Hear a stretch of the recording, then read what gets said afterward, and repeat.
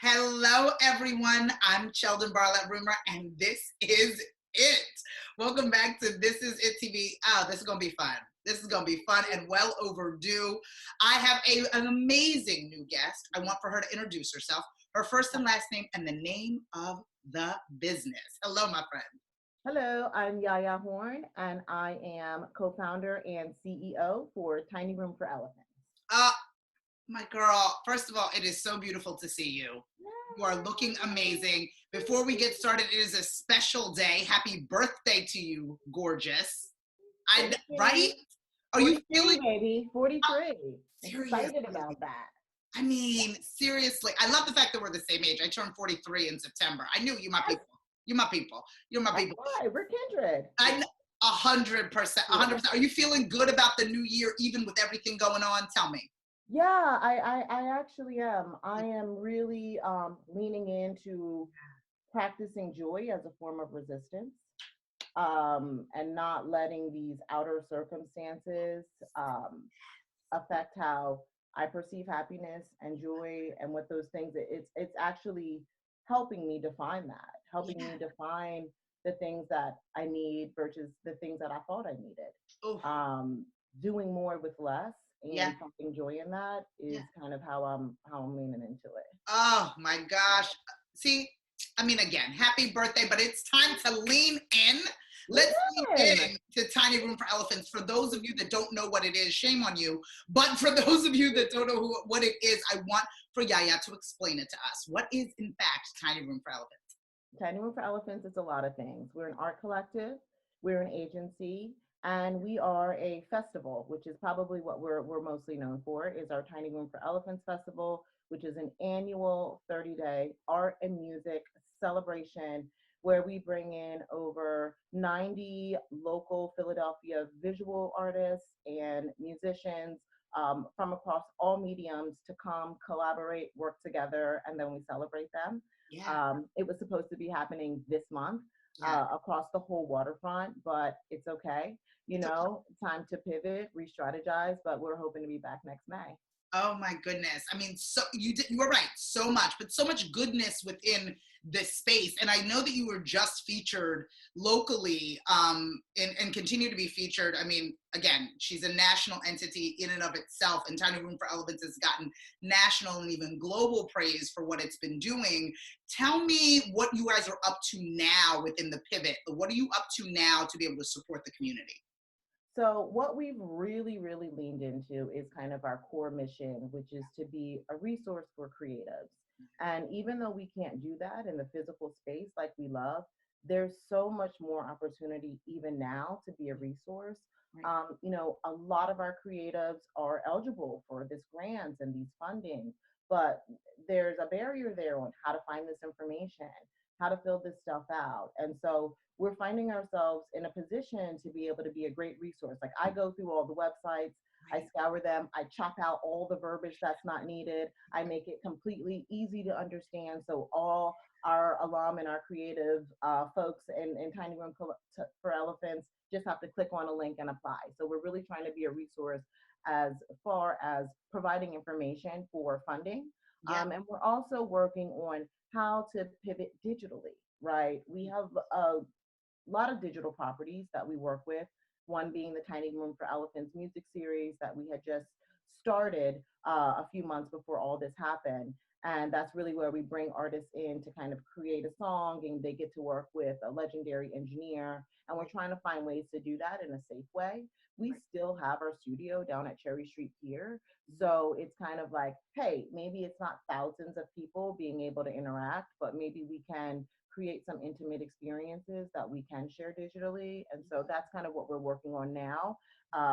Again, thinking of ways to be a resource because my creatives want to create. Yeah. The funding opportunities are awesome to send, but like that creation piece, how do we enable these creatives to still continue doing what they love? And so that's where we are right now. Oh, I absolutely love that. I absolutely, Yaya and I have known each other for years, and we've had multiple conversations about the creative space and the importance of the creation, but also educating that community on how to monetize and maintain, what it is that they're doing. Oftentimes, those that create and aren't necessarily able to make a living out of it or to Exactly. have it be fruitful. I know that you are an advocate in that space as well. Tell me about, again, providing them with resources, links, information, but tell me about that portion of Tiny Room for Elephants and what you're doing for these creatives from a consulting, from an educating standpoint. So, my background is in CPG, beverages, some of your favorite top brands. Shout out to Red Yeah. Bull, Vitamin Water, Yes. Hendrix Gin. Some of your favorite top brands I've kind of all worked on throughout my career. Yeah. And I was able to kind of take my favorite parts of working with those brands. And that was always like calling an artist with a gig. And I just made up in my mind that that's what I want to do all the time. And that's actually turned into a consulting piece because when you work with your clients and they want to create an awesome experience, an awesome look or feel for an event, and you are charged with finding the creatives to make that come to life, when I call someone, I'm like, hey, this is what the client wants. How much would you charge for something like that? And that's usually the difficult part in the conversation. So I'm really an advocate for artists thinking about their time, thinking about all that it takes to put into a project, and really making sure that their numbers reflect that. And I go back to the client and I fight for the artist to get paid what they deserve. Ah, Um, and a lot of that is educating the artist on, okay, from the time that you have to go shopping from supplies, like that counts as labor, and really kind of letting them know to not be shy about marketing how you get all of this done, because all of that time is worth money. ah, I love that. And I think that we don't know what we don't know. And, oftentimes we devalue ourselves, based on being hungry, right? You want to eat, you need to eat. You're like, okay, I'll give it to you for this. Well, you're really undercutting yourself. And I know you've always, again, have been an advocate in that area. You touch base on the amount of brands, and my girl has worked on global killers, global brands, and always looking to bring arts and culture into the most commercial spaces. Tell me about the importance of that for you, because when you go to a Yaya event, just so you are clear, I don't care if it is chewing gum, you will see an activation, right? It is like a living, breathing thing. You're like, I thought these were just some chewing gum. Yaya got people on stilts. She's got people fire breathers.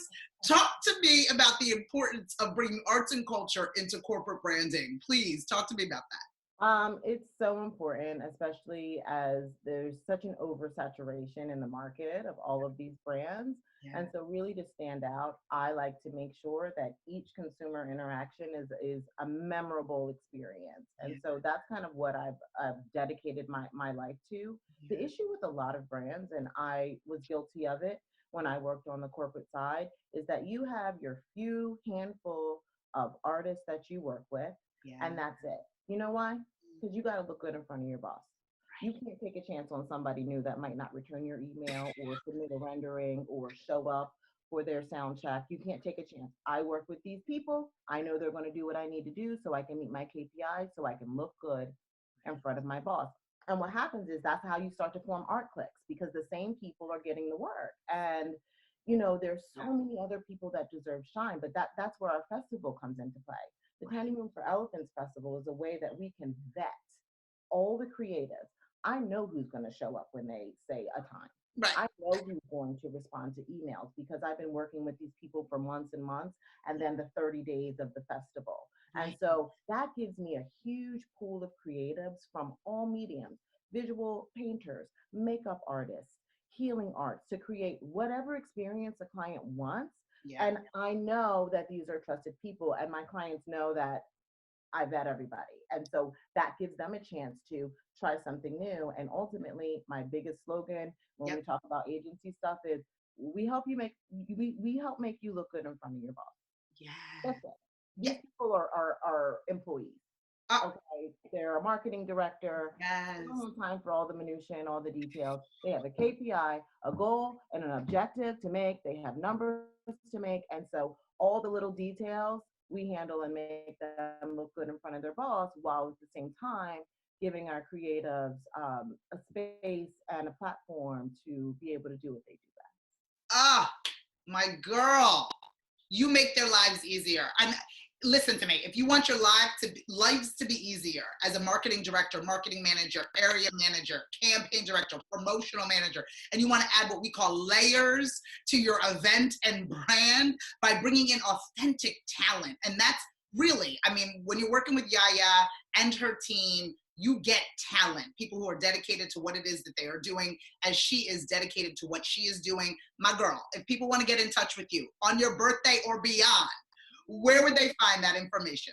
Very simple. I'm Yaya at tinyroomforelephants.com. I am on Instagram at YA_squared. That's where you can find all the latest updates on what I'm doing, what our collective is doing, and also Instagram, Tiny Room for Elephants. There you'll find a wide variety of entertaining content from all the creatives in our collective. Ah, my girl. I mean, this year is going to be magic for you. Absolute magic for you. Thank you so much for joining me. Thank you. Oh my God. Enjoy your birthday, my darling friend. Guys, you got no excuses. You want to bring not only arts and culture, but an understanding on how to pair that with your brand. You got to contact my friend. From all of us here at This Is It TV, I'm Cheldin Barlatt Rumer, and we will see you soon. Take care.